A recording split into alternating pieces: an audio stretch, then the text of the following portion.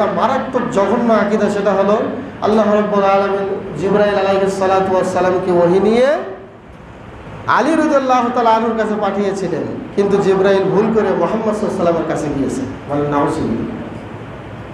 চিন্তা করেন, হেরা গুহায় বিশ্ব নবীকে এসে জিবরাইল আলাইহিস সালাতু ওয়াস সালাম প্রথম যে বাক্য বলেছিলেন, ইকরা ইয়া মুহাম্মদ সাল্লাল্লাহু আলাইহি ওয়াসাল্লাম, হে নবী আপনি বলুন, হে মুহাম্মদ আপনি পড়ুন।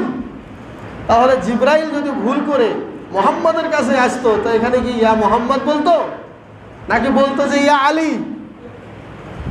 ইকরা ইয়া আলী? আমরা তো হাদিসে স্পষ্ট দেখতেছি স্বয়ং বিশ্ব নবী মুহাম্মদ রাসূলুল্লাহ সাল্লাল্লাহু আলাইহি ওয়াসাল্লামের নাম ধরে জিবরাইল বলেছে, ইকরা ইয়া মুহাম্মদ, হে মুহাম্মদ আপনি পড়ুন।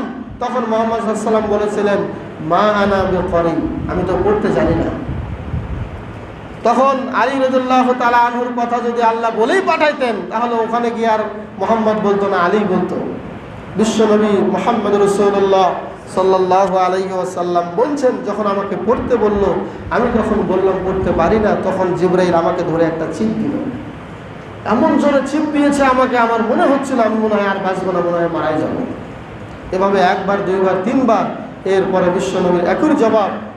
সর্বশেষ জিবরাইল আলাইহিস সালাতু ওয়াস সালাম বললেন, আমি পাঠ করছি, আমার সাথে আপনি বলেন, ইকরা বিসমি রাব্বিকাল্লাযী খালাক খালাকাল ইনসানা মিন আলাক ইকরা ওয়া রাব্বুকাল আকরাম আল্লাযী আল্লামা বিল কলম। সূরা আলাকের প্রথম 5 আয়াত নাযিল হয়েছে।